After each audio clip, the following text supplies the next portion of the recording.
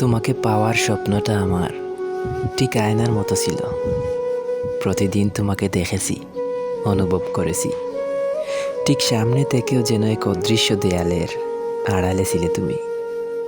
তুমি ছিলে আমার সবচেয়ে কাছের দূরত্ব, যার প্রতিটা মুহূর্তে কাছে আসার চেষ্টা করেছি, অথচ বারবার সে হারিয়ে গিয়েছে হাতের ছোঁয়া থেকে।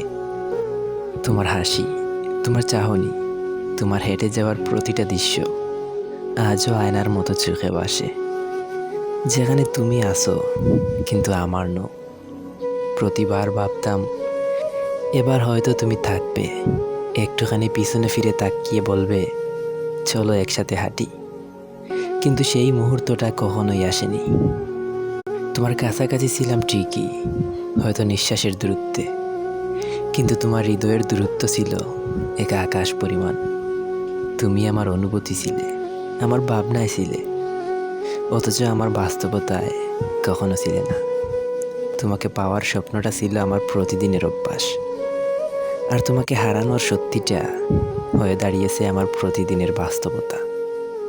তোমাকে চেয়েছি খুব আপন করে, অথচ তুমি ছিলে এমন এক অতিথি যে এসে শুধু কিছু স্মৃতি দিয়ে গিয়েছিল, থাকার কোনো প্রতিশ্রুতি না দিয়েই।